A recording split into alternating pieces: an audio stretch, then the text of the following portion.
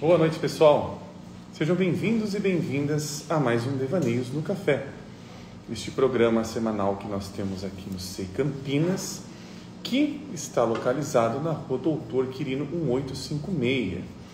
Hoje, inclusive, alguns minutos antes aqui da live, mostrei um pedacinho aqui do SEI. Geralmente eu mostro, né?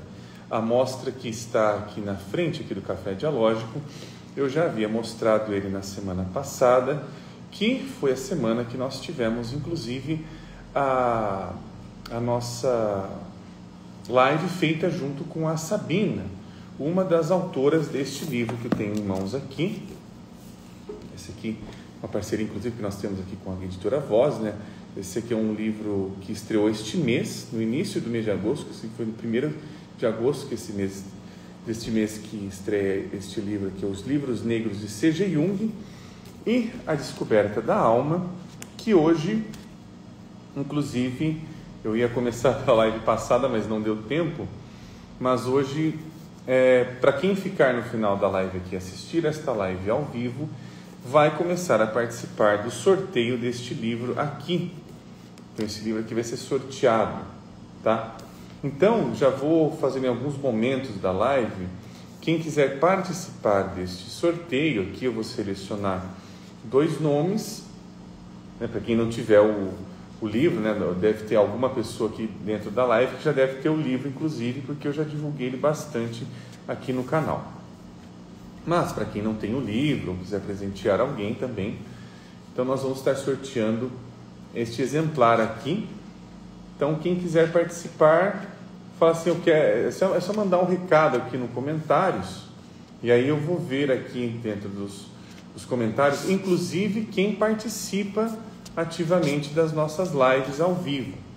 Então, eu vou escolher hoje 2 nomes para estar participando do sorteio. Eu acho que vou pegar menos nomes, então eu vou pegar acho que uns 6 nomes agora, para depois, na 4ª semana, ou seja, cada semana eu pego aí um nome, e na 4ª semana a gente faz o sorteio, e o ganhador ou ganhadora estará com o livro em mãos. Já tem até pessoa aqui comentando que é a Cristiane, eu quero. Então, a gente vai, no final da live, a gente vai pegar aqui o nome das pessoas que querem. Eu vou escolher 2 aqui, que vão estar sendo sorteadas. Vamos ver qual que é o nome que vai sair.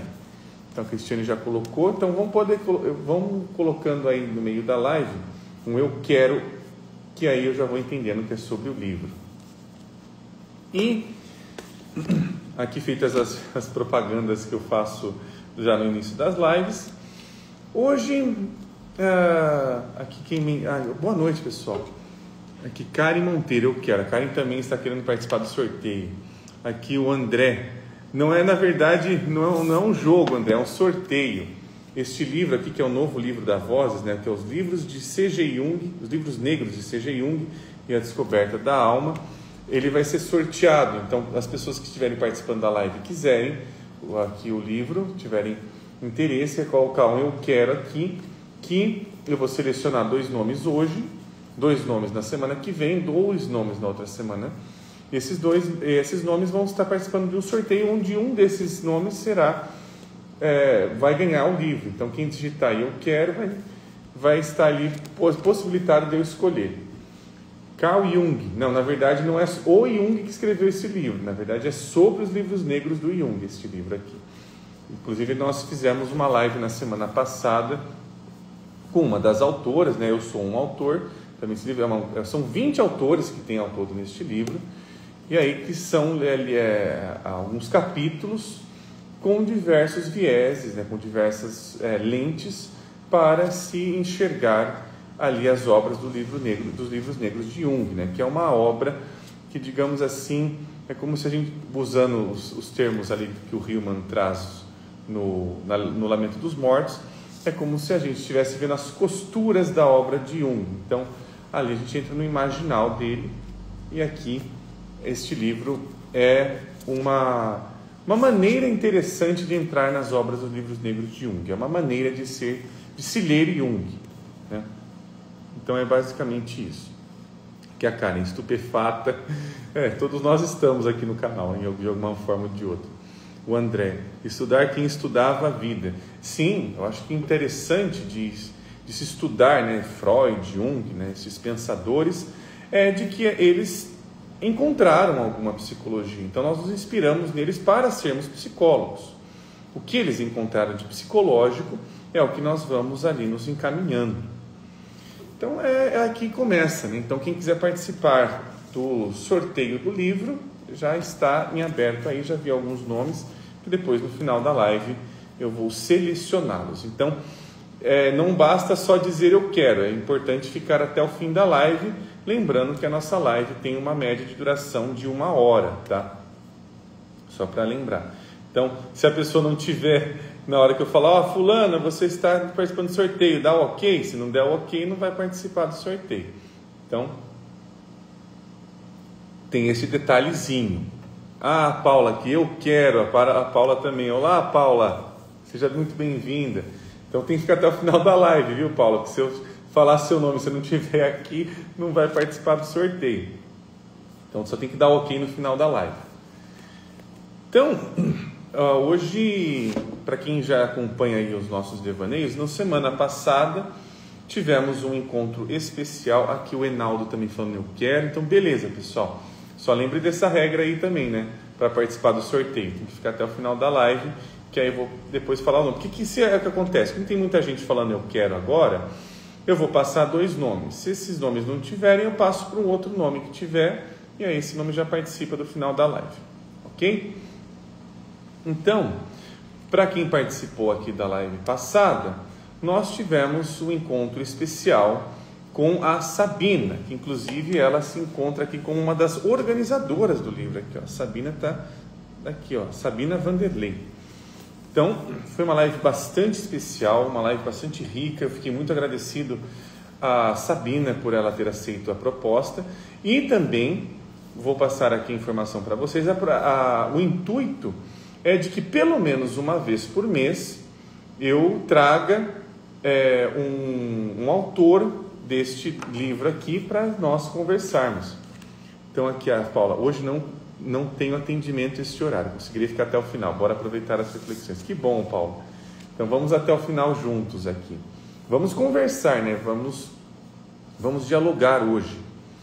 Então na semana passada, como eu estava comentando, nós tivemos esse encontro que a intenção é fazer uma vez por mês. Então eu vou fazer mais um convite a um outro autor deste livro para a gente conversando, né, com diversos capítulos. Eu vou trazer inclusive a versão mítica para cá, porque foi o capítulo que eu escrevi aqui no livro dos livros negros de C.G. Jung, A Descoberta da Alma. Então toda conversa que eu for fazer com algum autor vai ter alguma característica mais mitológica ali para a gente conversar. Então, essa é a intenção. Então, mês que vem, provavelmente, tenha mais algum convidado ou convidada, né? Porque, inclusive, o livro... O que é interessante deste livro, tá, pessoal? É que de todos os autores e autoras, só tem 3 autores homens, tá? Que sou eu, o professor Walter e o Duarte. O resto são todas mulheres. Então, é um livro com uma característica feminina, tá? Majoritariamente feminina dentro daqui, que é muito interessante. Então, várias temáticas aqui são propostas de uma psicologia até feminina sobre a questão do Jung, que é muito interessante. Aí a gente tira, né, a gente pega o autor como referência, né, o Jung como uma referência, mas que ele abre o campo para uma diversidade toda de ser conversado. Então, o Jung... inclusive, né, o que eu devo também aqui ressaltar, elogiar a organização do Instituto Jungiano do Rio de Janeiro, que fez o primeiro simpósio sobre os livros negros de C.G. Jung, A Descoberta da Alma, neste livro que eu vos apresentei, é que foi um simpósio com bastante diversidade, tá, pessoal? Em vários simpósios já vi bastante pessoas falando que que faltava diversidade nos simpósios, né, de psicanálise, psicologia, e eu vi naquele simpósio ali uma grande diversidade ali de vozes conversando entre si, né? Inclusive as próprias pessoas que participavam ali como espectadores. Então se abria ali as mesas para uma conversa e se tinham conversas bastante interessantes ali. Então, parabéns para a organização do Instituto do Rio, né? E aqui, André, que vão dizer que as mulheres têm um poder de influência maior. Eu falei, não é sobre isso, André. Eu estou falando sobre diversidade, não estou falando sobre poder de influência de A, B ou C. É sobre diversidade aqui. Então, a gente está se abrindo a olhares diversos, e para isso nós precisamos de vidas diversas. Simplesmente isso. Então, como nós temos, inclusive, dentro da criação da psicanálise, da psicologia, algo que foi inicialmente, majoritariamente, feito por homens, a gente precisa escutar a diversidade, que inclusive a psicologia está trazendo agora algumas questões. Inclusive, tem um livro da Susan Holland, né, que é um livro feminista sobre Jung, que ela faz essa crítica, né, que ela faz a questão ali de como Jung ele trouxe dentro da obra dele uma visão muito complicada sobre o feminino e tudo mais. Ela vai fazendo uma revisão feminista. Susan Holland, ela foi trazida aqui para discussão no Brasil há pouco tempo, apesar do livro ser dos anos 90. Então, é por conta disso que a gente está trazendo aqui a possibilidade de uma diversidade, né, de olhares. Né? Porque aí que está, e como nós, né, inclusive nas lives, estamos sugerindo, né, estamos buscando o quê? Nós estamos buscando novas lentes, novas mentalidades aqui, para que inclusive a gente não fique com a mesma mentalidade, porque ela fica gasta, ela fica chata, ela fica ortodoxa demais, ela fica inflexível demais, ou seja, antipsicológica. Um olhar que não traz diversidades, aos poucos ele vai, ou melhor, que digamos assim, fica num tradicionalismo, né, uma doença da tradição, não que a tradição não seja necessária, ela é necessária, só que se ela não passa por uma renovação, ela passa a excluir novidades do campo de visão, não é da existência, mas é do campo de visão, ou seja, daquilo que a gente chama de consciência. E a consciência que ganha a possibilidade de ter diversidades, ela ganha a possibilidade de, inclusive, estar mais próxima daquilo que a gente chama ali, eu não gosto muito desse termo, mas eu vou colocar o si mesmo aqui como exatamente esse relacionamento com os diferentes. Eu vou colocar nesse termo aí, ou nessas condições, a questão do si mesmo. Então aqui o André supôs que fosse o tema no livro. Não é o tema no livro, não. Aqui eu estou dizendo que os autores do livro, né, as autoras do livro principalmente, são mulheres. É nesse sentido que eu estou trazendo aqui. A grande maioria deste livro foi escrito por mulheres. É isso que é a curiosidade que eu quis trazer. Bom, apresentando um pouquinho aqui a obra, tal, para a gente conversar, e também acho que vai ter a ver com a nossa discussão de hoje, porque trazendo para as nossas reflexões semanais aqui no SEI no Café, no Devaneios do Café, o que nós estamos tratando já há alguns encontros aqui, a gente iniciou há pouco tempo, nós estamos tratando temas mais atuais. Nós falamos aqui, deixa eu ver se eu consigo lembrar alguns temas de cabeça. Nós falamos aqui terapia por inteligência artificial, um pouquinho sobre, algumas reflexões. Nós trouxemos aqui questões das moradias nas cidades e tudo mais. Eu comentei sobre isso também em alguma das lives. Deixa eu ver mais o que foi que eu falei. Nossa, agora tem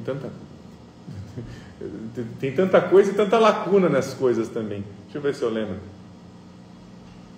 Mais algum tema? Me ajude a lembrar aí quem participa aí das lives, por favor.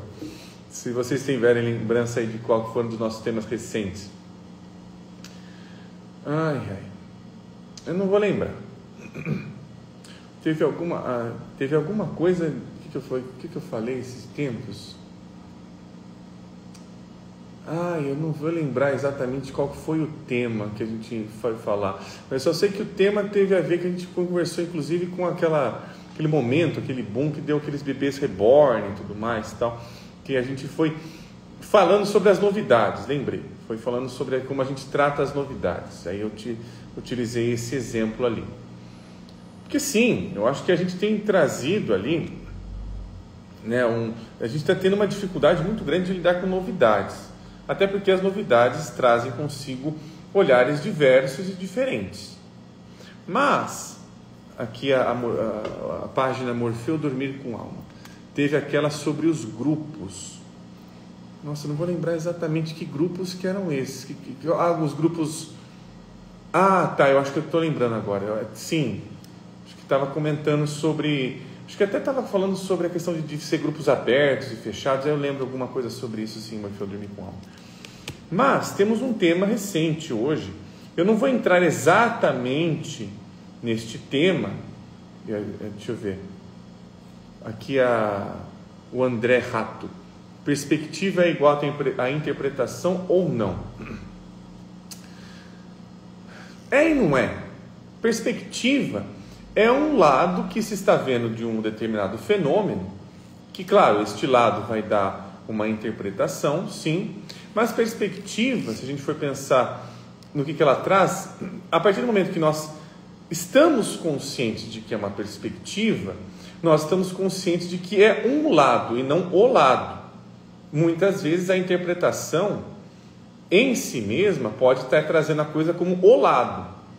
Se a gente for colocar a interpretação, por exemplo, em como ela foi lidada, da maneira como a psicanálise mais tradicional foi falando, foi se lidando, a interpretação foi lidada da seguinte maneira: interpreto pegando uma coisa que está inconsciente e transformo ela em consciência, ou seja, uma coisa simples e banal. Eu sonho com cobra e eu sonho que na verdade a cobra, eu vou conversando com ela, vou fazendo associação livre, vou fazendo algumas coisas, e eu vejo que na verdade a cobra é um trauma que eu tenho de alguma coisa que aconteceu comigo num momento de vida aonde alguma coisa picou meu calcanhar, me pegou pelo calcanhar, sei lá, que a cobra no sonho aparecendo pegar o calcanhar, e remete, muitas vezes a interpretação ela vai para um lado mais pessoal. E qual que é o problema desta interpretação? O problema desta interpretação que eu estou citando é que ela sempre vai estar a favor, a serviço da minha consciência habitual, ou seja, eu já tenho consciência de que eu tenho um trauma no meu pé e tudo mais e tal, e esse trauma vai sendo alimentado por uma cobra que talvez ela esteja fazendo outra coisa, inclusive. Talvez ela esteja tentando matar o meu trauma, não alimentar o meu trauma, mas eu não conversei com a cobra. Então, a sugestão mais, digamos assim, de uma narrativa sobre o inconsciente de interpretação é ao que a gente já conversou aqui numa das lives, é sobre trazer Dionísio para o setting.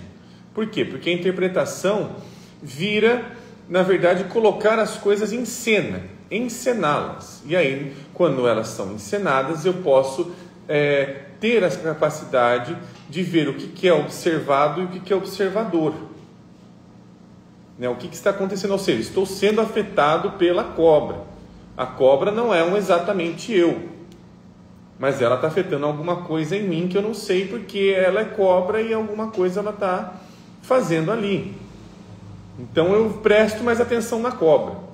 Nesse sentido ali, quando a gente está colocando este tipo de interpretação mais dionisíaca, eu posso prestar mais atenção na cobra porque eu me tirei de cena, não estou mais olhando para o meu trauma ou para as coisas que eu já costumo olhar.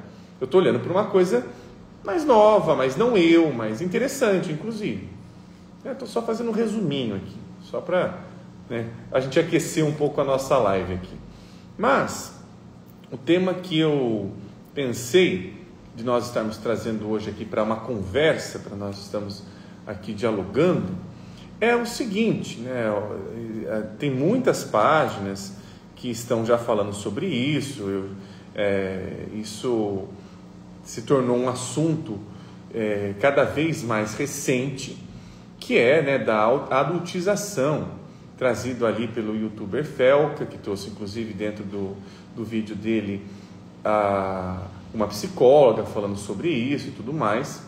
Mas o tema não é exatamente a adultização de hoje, mas tem a ver com, inclusive, talvez seja algo inseparável que também está se trazendo ali em relação a este tema que está tão vigente por conta desse vídeo denúncia que o Felca fez aí recentemente, para quem está acompanhando aí as notícias, os canais aí de informação.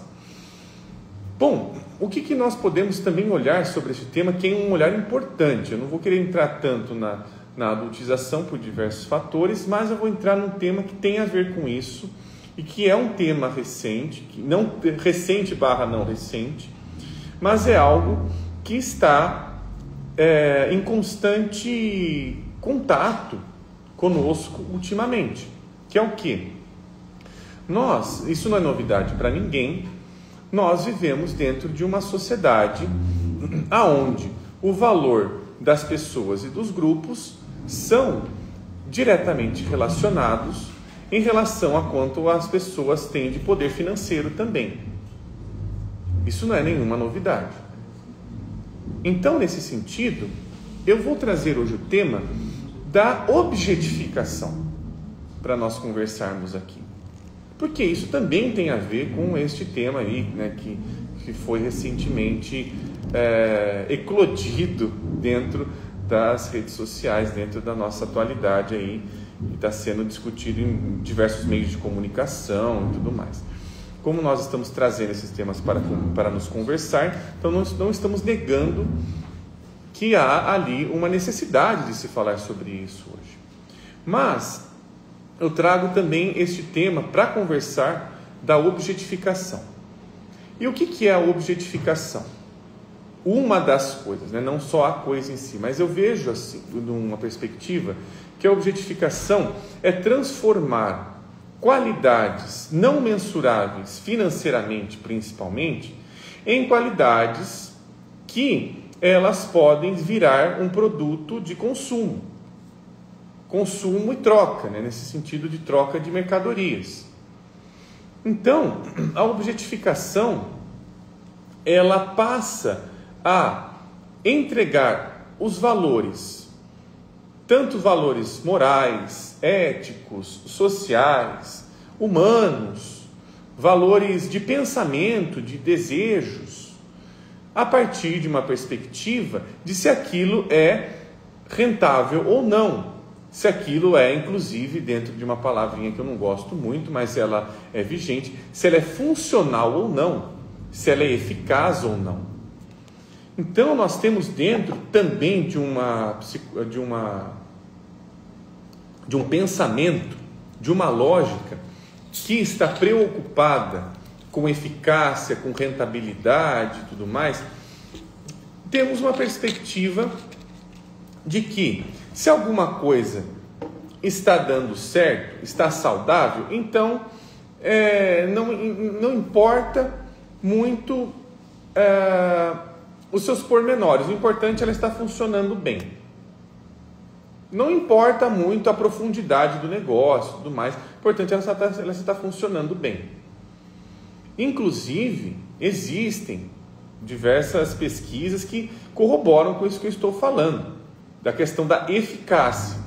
Se vocês quiserem se aprofundar mais, eu não vou me aprofundar muito sobre isso, mas é só ler sobre eficácia adaptativa. Riad Simon, por exemplo, é uma das referências, ótimas referências dentro deste pensamento. Claro, eu não estou colocando que a eficácia adaptativa é uma coisa a ser excluída, tá? Não é nesse sentido. Mas eu estou colocando que a eficácia não é, o pensamento de eficácia não é um pensamento que vai se preocupar com aquilo que nós estamos aqui nos preocupando, que é um pensamento mais psicológico, uma lógica da psique, ou seja, coisas que têm a ver com imagens, com inconsciente. A eficácia, ela não está indo para esse lugar, tá? Então, não é sobre isso. Então, o que acaba acontecendo? A partir do momento em que nós confundirmos que a partir do momento que eu estou bem, estou funcionando bem, estou trabalhando bem, estou fazendo bem as minhas funções, então está tudo bem na minha vida, eu posso não estar escutando em nada a mim mesmo, as minhas necessidades psicológicas. Inclusive, elas podem estar até me defendendo delas. Eu posso até estar distante delas. André, eu vou ter que fazer uma pequena interrupção. Enquanto você estiver fazendo essas perguntas, que eu não sei se, né, eu não vou conseguir lê-las. Se ela tiver a ver com o tema, beleza. Se ela não tiver, eu não vou ler. Vou fazer nesse sentido, tá? Então é nesse sentido. Não estou querendo colocar coisa no ou. Então a gente vai aqui é mais para criar uma discussão, não para criar ali um lugar de estar certo e estar errado, que é mais um lugar de reflexão, tá? Então é nesse sentido. Então, voltando, esse fator, ele tem um pensamento que ele tem uma base dentro daquilo que a gente vai entendendo como sociedade, como uma sociedade, inclusive, mais preocupada com um êxito material sobre a vida e as relações, né? Então, por exemplo, uma boa família, isso tem um pensamento até hoje, tá? Esse pensamento existe até hoje. Então, uma boa família é uma família que tem um papai, uma mamãe, não sei quantos filhinhos, e todos eles estão juntos, e todos eles têm comida na mesa, e todos eles... Não que isso não seja importante, tá? Não estou excluindo a importância disso. Mas, o que está se colocando? Que uma boa família é uma família ali que frequenta lugares socialmente aceitáveis, bons, então tem que frequentar, tem que frequentar livraria, vai passear no shopping, todo mundo junto, né, uma família unida e tudo mais, tá? Vai fazer passeio na praia, todo mundo junto, bonitinho, então tá todo mundo, que família unida, tal. Só que o que acaba acontecendo é que todos esses pensamentos que eu estou trazendo aqui à tona são pensamentos que podem estar sendo regidos por uma ótica de objetificação, sem que nós percebamos. Nós podemos estar objetificando a família, a relação consigo mesmo. Como a gente pode estar objetificando a relação consigo mesmo? Por exemplo, a ideia de que eu vou lá fazer terapia. Vou trazer para cá agora essa reflexão. Eu vou lá estar fazendo terapia. Então, o meu terapeuta, ele vai me fazer uma pessoa melhor, uma pessoa mais que sabe se relacionar mais consciente, mais íntegra, mais inteira nesse sentido, e isso é mensurado pelo quanto que eu estou investindo por mês também. Eu estou lá frequentando, tudo mais, tal. Então estou fazendo terapia, estou sendo uma boa pessoa porque eu faço terapia. Eu tenho o recibinho da terapia para mostrar para todo mundo que eu estou fazendo terapia, então eu sou uma boa pessoa. Isso também é objetificar. Principalmente, até puxando uma fala da Sabina na última live, dizendo que o terapeuta não vai fazer mágica, o terapeuta não é um mestre. O terapeuta, ele não é um guia. O terapeuta é aquele que, ele vai servir a quem? Ele vai servir a alma. O terapon, ele está servindo a alma, e não ao que eu quero da alma. Eu servir a alma, eu estou escutando as imagens da alma. Eu estou escutando o que a alma quer. Essa é a pergunta. Não é o que eu quero, é o que a alma quer. E como eu vou escutar o que a alma quer? Através das imagens que ela traz. O que a alma quer com este relacionamento, por exemplo? O que a alma quer com este sonho? Me mostrar com estas imagens. Então, eu coloco a alma na perspectiva de um outro em mim funcionando. A função do outro em mim. E se eu não me relaciono com este outro em mim, eu fico cada vez mais alienado de mim. sem que eu saiba. Mas o nosso sistema, ele é feito de uma certa maneira para, inclusive, tudo aquilo que for sendo trazido para a perspectiva de alma, não tenha uma perspectiva de alma, tem uma perspectiva de, olha, tem uma forma então de você resolver isso, ou seja, nós estamos cada vez mais objetificados como sujeitos a partir do momento em que nós temos um pensamento de, puxa, eu estou angustiado, tenho que fazer algo com relação a isso. Esse eu tenho que fazer algo com relação a isso já tem uma conotação de eu tenho que resolver esse negócio. Eu não posso estar assim. Porque eu estou colocando que eu só posso ser sujeito se eu tiver em determinadas condições de felicidade, alegria, êxtase, conforto, até comigo mesmo. Eu não posso estar desconfortável comigo mesmo. Então todos esses pensamentos vão excluindo coisas e sentimentos totalmente humanos, como tristeza, nojo, raiva. Inclusive a raiva, ela vai sendo algo que, tudo aquilo que é reprimido vai se tornando um objeto de consumo. Então a gente vai vendo aí diversos lugares, por exemplo, o Hillman, ele traz isso muito bem. Já trouxe esse artigo diversas vezes citado aqui, no Loucura Cor-de-Rosa. A Afrodite reprimida é a força da Afrodite que cria shopping center. Por quê? É no shopping center que eu vou ali olhar para alguma coisa, me encantar, me apaixonar e tê-la. Buscar tê-la de alguma forma. Inclusive vou tentar trabalhar para ter. Eu vou me encantar, eu vou no shopping center para me encantar.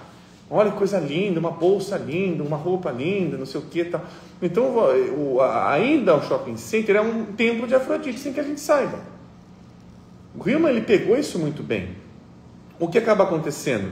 Nós, dentro do artigo dele, eu estou só resenhando aqui, é mais complicado que isso. Mas nós nos tornamos objeto daquilo que nós amamos. Ao invés de eu me relacionar com aquilo que eu estou buscando, eu estou tentando possuí-lo. O shopping center, ele traz a questão da possessão. Você vai lá e possui. Vai lá, compra para possuir. É nesse sentido. Então você vai lá para ficar encantado e para possuir. Você quer, é meu. É minha bolsa agora, ninguém vai mais ter. E a perspectiva de relação fica para trás. Então, o que é possuir nesse sentido? É obtenção de poder. Eu posso. E as relações também, as relações humanas, quando elas ficam inconscientes demais, elas se tornam uma posse. Ou seja, eu tenho que ficar com o melhor carro. Agora, se agora der uma batidinha no carro, se der um risquinho no carro, o carro já perdeu o valor. Inclusive, quem fala isso não sou nem eu. É só levar um carro com um risquinho na concessionária que ele já perde um monte de valor. Vai vender o carro e fala, tem um risquinho aqui, perdeu o valor. Por quê? Porque é todo este imaginário que nós estamos envolvidos, de objetificação. Isso acontece conosco mesmo. Olha só, isso acontece nas relações. Não muito longe, se a gente for pensar, inclusive, nas relações que aparecem na clínica, a gente vê ali diversos momentos onde alguém fala, mas o fulano está assim, está assado, está me dando umas complicações, está me dando dor de cabeça, essa relação já não é boa, já está tóxica. Então ela está fazendo o quê? Está desvalorizando, está perdendo valor, porque está aparecendo coisas ali que não estão me agradando, não estão me servindo, não estão ao meu bel prazer, então ela perdeu o valor. A relação está perdendo o valor. A gente está com esse pensamento o tempo todo, pessoal. Não sei como é que vocês estão escutando isso. Estão escutando? Não, estou falando besteira aqui. Mas a mentalidade é essa. A mentalidade de que eu só valho eu só tenho um valor quando este valor ele está agregado com um fator material e financeiro. Inclusive, a gente não precisa ir muito longe. A gente está vendo um boom de perspectivas, inclusive espirituais, que colocam a perspectiva do espiritual nesse mesmo valor. Só vale, né, digamos assim, eu só estou em contato com Deus, por exemplo, ou com um Deus, se esse Deus está mostrando que eu tenho uma boa vida financeira, uma boa vida material. Se eu tenho uma boa vida material, eu tenho uma boa vida também espiritual. São equivalentes. Ou seja, se eu não estiver com uma boa vida material, mas eu estiver tranquilo, eu estiver com as minhas coisas, eu estiver meio, sei lá, pobre, até mesmo financeiramente falando agora, alguém vai chegar e falar, tem alguma coisa errada na sua vida. A bênção não está chegando na sua vida. Isso é objetificação. Isso é objetificação. A gente está sendo objetificado o tempo todo. Eu estou trazendo esse tema aqui, né, porque a gente está num ambiente aqui social, para refletir sobre isso. Nós estamos sendo objetificados o tempo inteiro. Comentários. Aqui, chegou. Morfeu dormir com alma. Não à toa está cheio de coaches com fórmulas para pessoas se tornarem um homem, uma mulher de valor. Mas quem atribuiu esse valor? Ah, interessante aqui. Né? Inclusive essa palavra coach, né? Essa palavra coach ela foi importada. Né? A gente importa ela dos Estados Unidos, porque o coaching, ele nasce, né? Ele tem a sua gênese principal dentro das empresas. Começa por aí. Depois o coach ele foi sendo espalhado para a vida.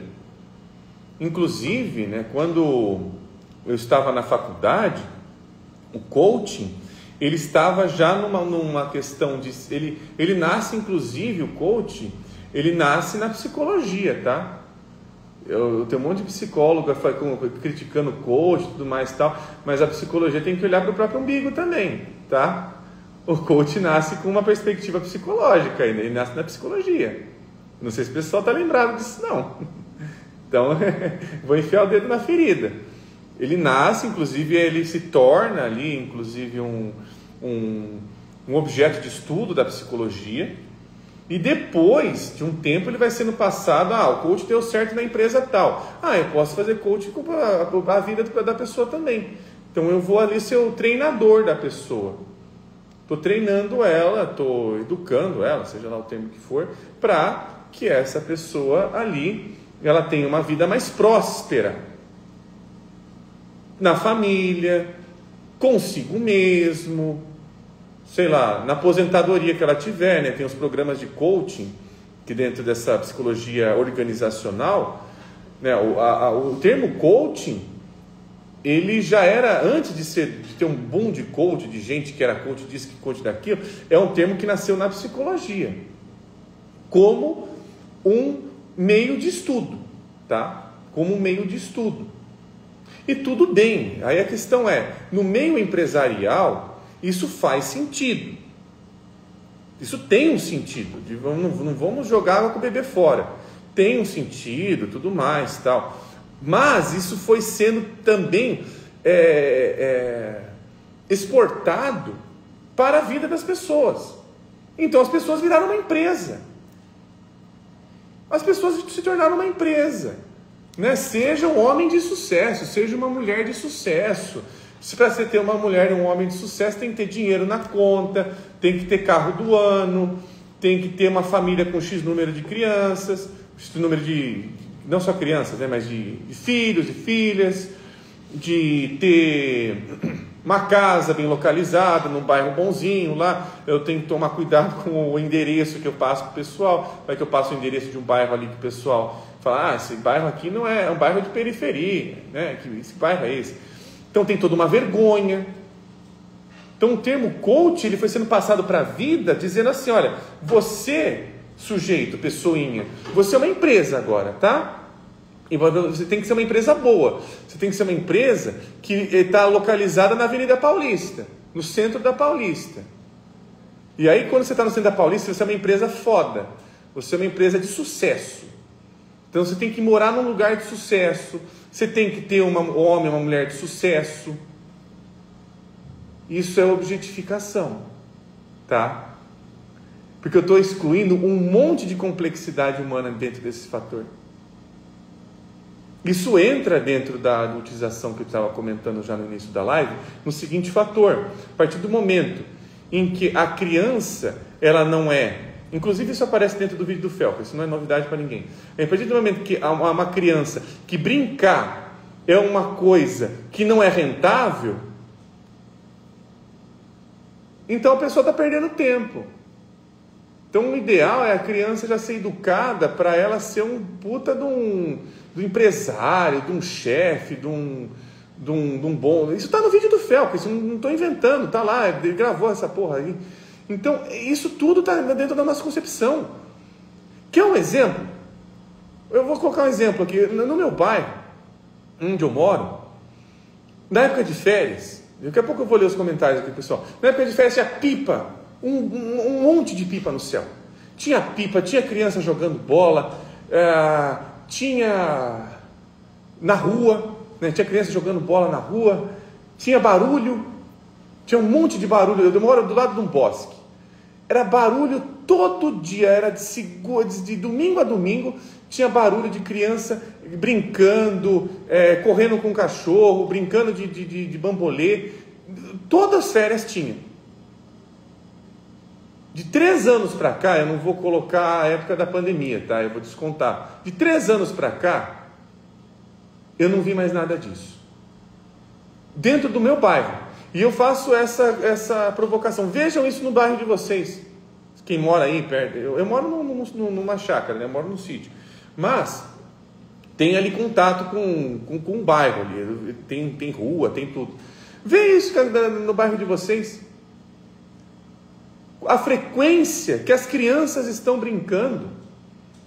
Não só as crianças, mas que as pessoas estão interagindo ali na lado de fora. E interagir não é ficar com o celular na mão 24 horas por dia, tá? Estou falando de interagir.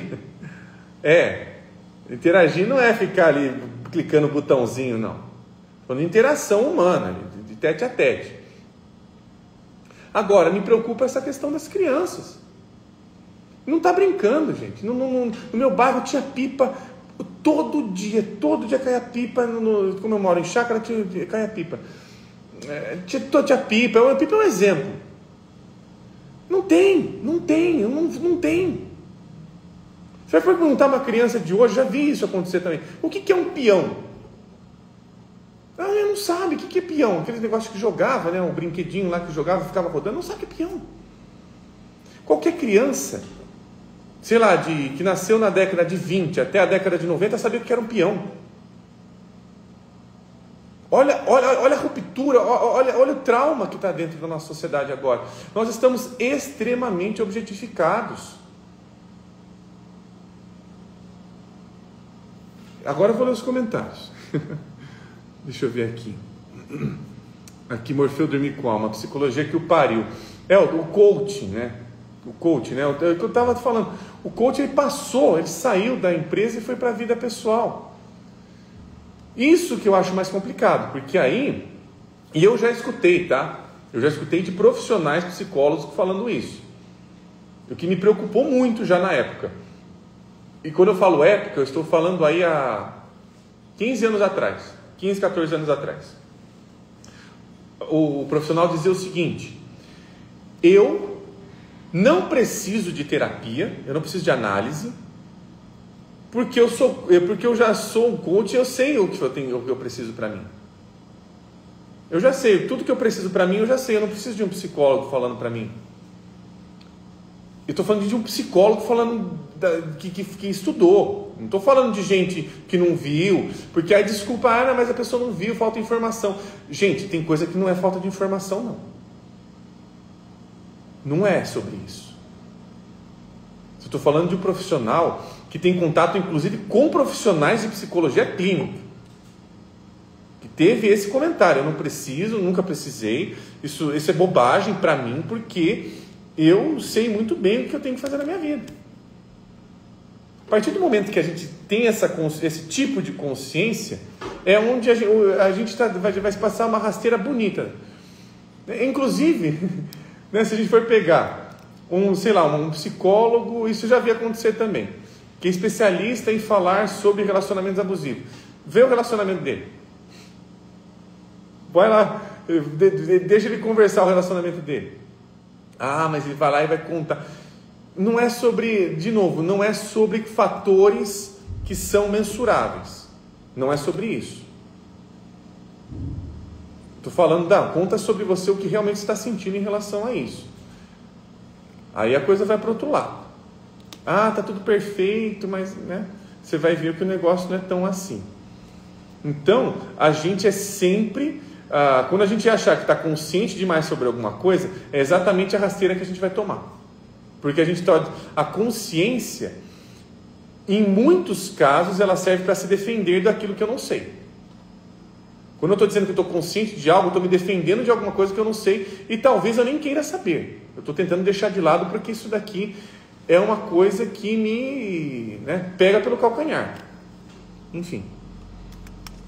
Vamos ver aqui. Aqui, Júlio. Concordo sobre virarmos uma empresa. Tem coisas boas e ruins. Um dono de empresa, ele lida com todo esse espectro da possibilidade, fluxo de caixa para não pagar salário, para ser criativos nas vendas. Não é fácil. Eu acho que a questão, Júlio, não é nem ser bom e nem ser ruim. Mas é o seguinte, a gente está virando uma empresa. Nesse sentido. E a gente vai funcionar como uma. Então, qual que é a questão aí? Qual que é o porém? Posso estar tratando os meus amigos, os meus familiares, os meus filhos, os meus irmãos como funcionários. Porque se eu sou uma empresa, eu sou o CEO da empresa. Eu mando nessa porra toda. Então, as pessoas elas estão ali para me servir, elas têm que funcionar bem. Se elas não estiverem funcionando, eu tenho que descartá-las da minha vida. Tem que demiti-las. Eu acho que é um pensamento um pouquinho complicado para se aplicar à vida, independente dele ser bom ou ser ruim.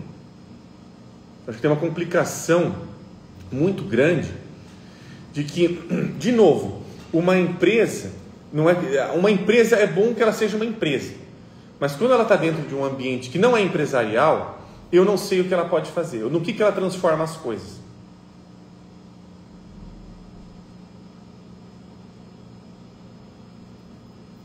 É para refletir. Aqui, Júlio. Me conflito. Me conflito no saudosismo urbano ao longo dos tempos. Mudou tudo. Chutaria que é a simples dinâmica da urbanização que traz facilidade, mas transtornos, ambos concentrados. Não é, tem também, eu acho que tem essa questão da urbanizado, né? Inclusive a forma como a gente imagina o urbano é um pouco complicada ainda, tá? Se a gente for pegar, por exemplo, outras sociedades já estão reimaginando a forma de se relacionar com o urbano. Tem até uma foto, eu gosto muito dessa foto, porque ela é um reinventar sobre a urbanização. Eu não vou lembrar se essa foto é da Alemanha ou é de Amsterdã. Se alguém souber, me lembra aí. Eu sei que é um desses dois lugares. Não sei se é da Alemanha ou Amsterdã, né? Holanda, no caso. Que é um lugar que era assim, que nos anos 90 era totalmente concreto, cinza, o lago tinha sido canalizado, o riozinho tinha sido canalizado, estava tudo ali para ser uma mobilização urbana. Aí teve-se um projeto, inclusive para estimular as pessoas a terem outros tipos de meios de transportes, como patinetes, como bicicletas. Então, para que isso acontecesse, tinha que se mudar a configuração das vias urbanas. E também foi imaginado que essas vias, elas também precisam de vidas outras, não apenas de vidas humanas. Então, tem uma foto que mostra que nos anos 90 ela estava toda concreta, asfaltada, e que nos anos, acho que 2000 2015, 2020, não vou lembrar exatamente, mas é uma foto recente, de que aquela via ganhou arborização. Então tem árvores, o rio voltou a ser descanalizado, então o rio voltou a atravessar a cidade e se tornou inclusive um meio de transporte onde as pessoas utilizavam canoas. Então o contato com a natureza também passou a falar, opa, a natureza está me ajudando, ela não está só me atrapalhando. Agora eu não vou lembrar se é Amsterdã, ou é Amsterdã ou é na Alemanha. Não vou lembrar exatamente onde é, mas é um desses dois lugares. E é interessante de pensar sobre isso, porque o urbano e o, digamos assim, e o natural, né, o que está ali dentro dessa concepção ali de natureza e tudo mais, um não precisa comer o outro. E se reinventar de trazer a natureza para o urbano um não precisa comer o outro, um não precisa matar o outro. Isso já está sendo repensado em alguns lugares aí pelo mundo, o que é interessante, porque ainda aqui talvez dentro da nossa concepção nós temos um pensamento ainda muito binário, né? Puxando para o nosso tema, muito objetificado, ou seja, tem um objetivo muito específico muitas vezes. O valor se dá a um objetivo específico de serviência. Espera aí. Pronto. Deu uma pequena crisezinha aqui de espirro. Aqui, Júlio, hoje o super-herói é funkeiro. Eu não vejo um problema de super-herói ser funkeiro, ser roqueiro, seja qual for a questão. Acho que a questão ali é de que nós ali temos figuras dentro da nossa sociedade que passam a ser figuras que espelham a gente. A gente tem que ver que toda figura é um espelho, né? O herói como alguém que vai salvar, ou que alguém que vai ali colocar, não vejo problema dele ser funkeiro, nada, né, nesse sentido. Mas o importante é o que ele espelha, o que o herói está nos espelhando como um ser imaginal, tá? Não vejo problema nenhum. Eu gosto de funk? Não gosto, mas não vejo problema de quem gosta, assim, nesse sentido. A questão, a gente tem que refletir sobre o que está sendo imaginado, senão a gente vai começar de novo a objetificar, isso aqui é ruim e tal, que tem que ser eliminado. A gente tem esta live é para a gente tomar cuidado com esse pensamento objetificador. O que eu não gosto tem que ser eliminado. Tem que tomar cuidado com isso. Morfeu dormir com alma. Mas a alma tem seu jeitinho de tentar nos acordar. Tanta gente tentando performar algo pré-estabelecido e um boom de depressão e ansiedade. Não foge muito ao que o Jung disse, que os deuses viraram doenças.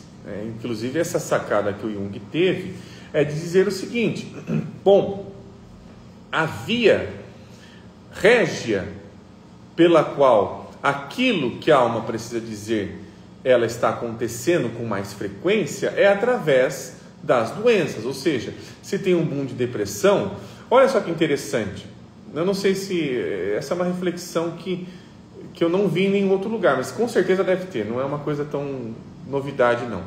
Nós estamos vivendo num mundo onde as coisas se tornam cada vez mais rápidas. A tecnologia, a informação, tudo nos acessa de uma forma muito rápida. A gente poderia se perguntar, né? A pergunta o que a alma quer. Então, uma pergunta para a alma é o que essa depressão quer? Será que ela quer diminuir um pouco esse ritmo? Será que ela quer um desaceleramento das relações, das interações humanas, para que inclusive elas voltem a ser interações humanas e não interações apenas virtuais, não apenas interações objetais, como nós estamos colocando aqui hoje?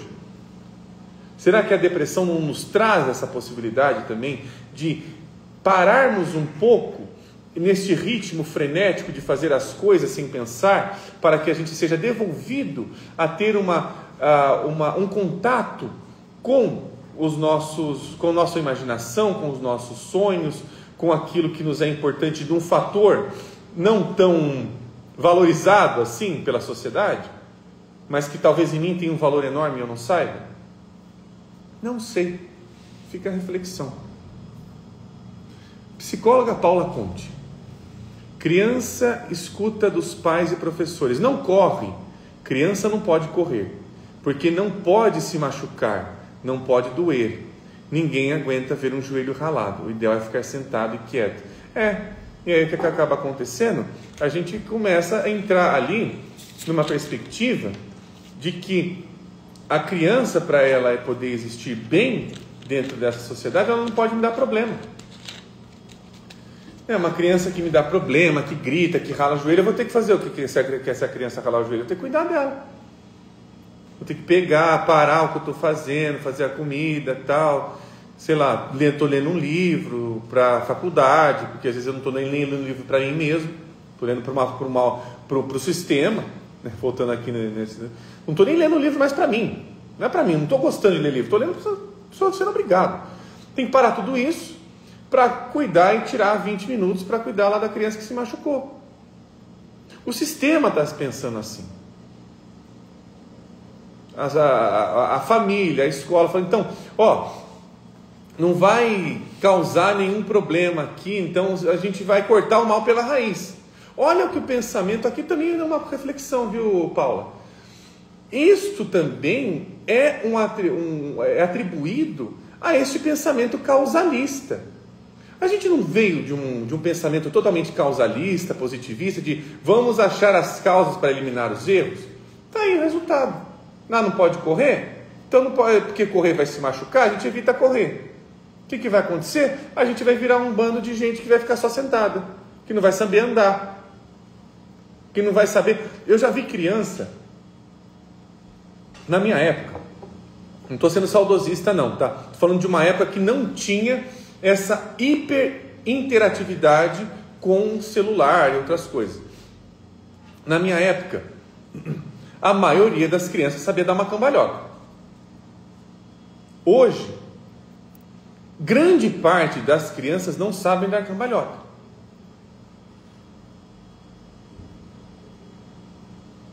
Por quê? Porque estão ali no celular.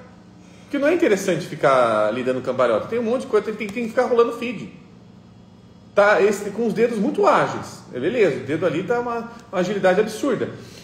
Mas outras habilidades, que inclusive o momento da infância, o momento de exploração do mundo e de si mesmo, não está havendo interesse.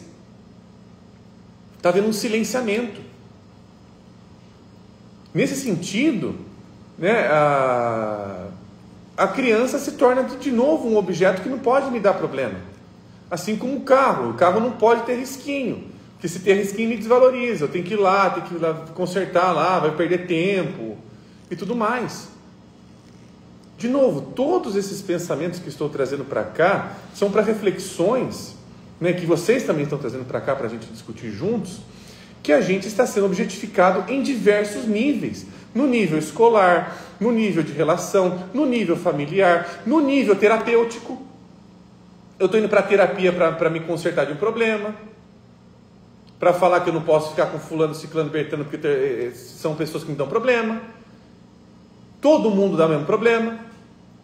E eu estou cada vez mais inconsciente de mim.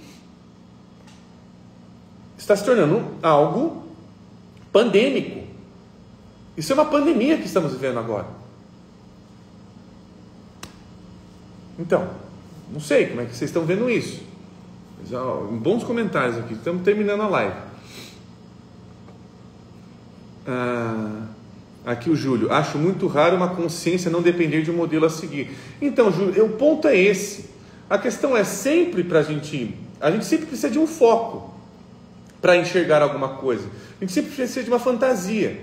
Só que a gente precisa entender que fantasia a gente está enxergando as coisas. Inclusive se essa fantasia está passível de ser trocada. Se eu não troco a minha fantasia, eu não estou enxergando outras coisas além. Nós dependemos de uma lente para enxergar. Nós dependemos de um olho para ver. Dependemos de um ouvido para ouvir. São lentes que nós temos. Só que muitas vezes eu não troco de olho. Agora estou falando de metáforas. Eu não estou trocando de olho, não estou trocando de ouvido. Eu estou sempre escutando a mesma coisa. Ou seja, estou sempre com a mesma fantasia. Está sempre sendo mantida de alguma maneira. Por quê? Porque de alguma forma ou de outra, a gente está colocando ali que a preocupação de manter um tipo de olhar é manter um tipo de valor que foi conquistado, que foi adquirido e que não pode ser perdido. Então é sobre isso que nós estamos aqui incitando essas reflexões. Aqui, o último comentário de hoje que nós estamos terminando a live. Morfeu dormir com alma. O perigo de uma terapia para voltar a ser funcional, de não servir à alma, mas ao sistema. E eu vou colocar, Morfeu dormir com alma, que grande parte, inclusive, faço até inclusive uma autocrítica, nós podemos estar servindo ao sistema sem saber. De novo, eu sou muito fã do Adolf Hugenberg Craig, que o Hugenberg Craig, ele tem uma colocação que ele diz o seguinte, que o inconsciente é mais perigoso para o analista do que para o analisando. Por quê? Por conta de que quando o analista ele acha que está fazendo um trabalho, né, consciente, que ele está ali fazendo alguma coisa, nossa, eu estou com todo o meu caderninho de desenvolvimento ali bonitinho feito, é nesse momento que o analista está sendo pego. Então, o analista, né, o psicoterapeuta, também podemos colocar nesse sentido, que está a serviço da alma, ele está o tempo todo, puxa, eu não sei, eu toquei em alguma coisa aqui, eu não sei onde isso vai levar.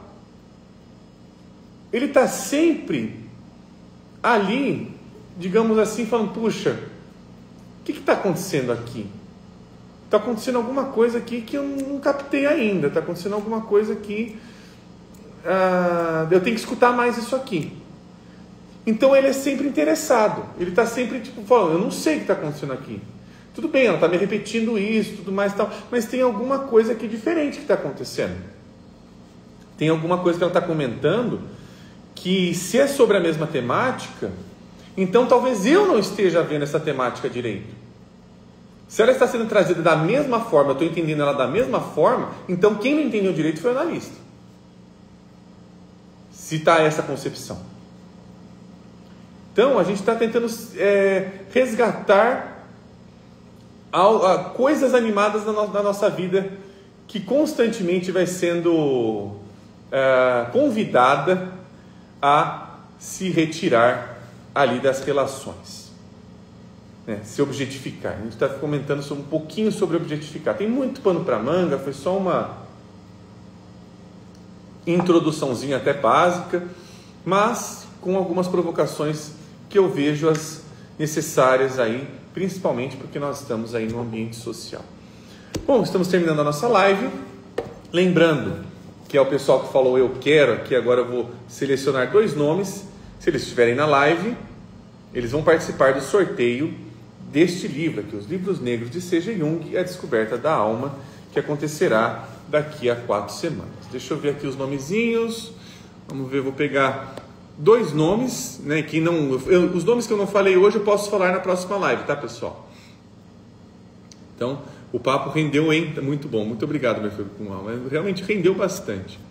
Vou voltar aqui e vou pegar os nomes aqui, ó. Vamos ver quem está aqui online. Karen Monteiro. Karen Monteiro, se você estiver online, você está participando do sorteio. Só dar um ok. Se você der um ok, você está participando. Karen Monteiro e psicóloga Paula Conte. São os 2 nomes que eu peguei aqui. Vamos ver. Se der ok, então aí. A Tami Santos. A Tami Santos colocou agora. Bom, Tami, se nenhum dos nomes aqui... o Júlio, não falei seu nome. Você tinha que ter falado antes lá no Eu Quero. Mas você pode participar. A Paula deu ok. Então a Paula está participando do sorteio. Vou deixar aqui bem aqui. Vou deixar anotar. Agora falta só a Karen. Se a Karen não der ok, eu vou passar outro nome. Deixa eu ver. Vou esperar mais um pouquinho. A Karen não está dando as caras aqui. Então eu vou passar outro nome. Paula deu ok, ficou até o final da live, ganhou. Aqui a participação do sorteio. Deixa eu ver outro nome que falou eu quero aqui. Cristiane _RS. Você está participando do sorteio, dá o ok aqui para mim, fazendo um favor. Senão eu vou passar por outro nome.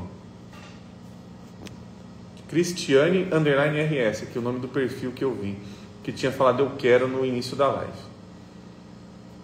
Cristiane está aí? Se ele também não tiver, eu vou passar para outro nome. Eu vou até chegar aqui. Deixa eu ver. Cristiane não deu as caras também, então vai passar para outro nome. Deixa eu ver aqui. André Rato. André, se você estiver aí, você está participando do sorteio. Se não, vou passando até ter o segundo nome. Eu vou arrumar aqui. André, tá aqui, não tá? Acho que não está. Então, próximo nome também não tá aqui. Deixa eu ver mais qual que é o próximo aqui. Tá vendo, ó? Tá achando que é fácil participar do sorteio, né? Não.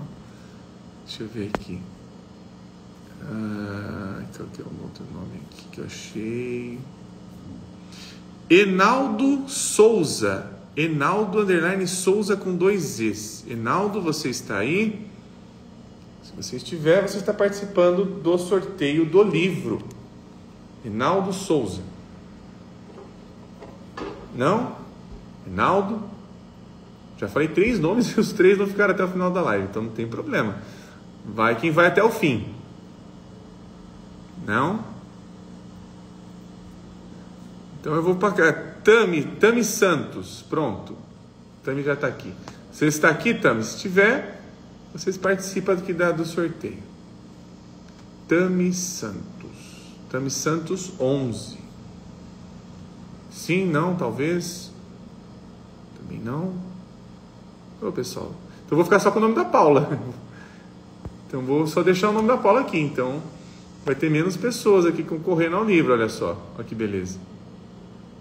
Simples assim. Não? Ninguém que eu falei? 0? Tami Santos. Ok, ótimo. Pronto. Temos 2 nomes aqui. Agora sim. Então, Tami, você está participando do sorteio. Júlio, eu não pulei você não. Participa da próxima live. Fala eu quero, que é porque você era o próximo aqui. Porque a Tami deu ok. E também você não falou eu quero. Tem que falar eu quero. Deixa eu anotar aqui. Tami Santos 11. Aqui, pronto. Então, é isso. Pessoal, muitíssimo obrigado a todos e a todas que participaram aqui do nosso encontro. E nos vemos semana que vem aí no próximo Devaneios do Café, que aí a gente vai combinar as coisas. Até lá, pessoal. Tchau, tchau.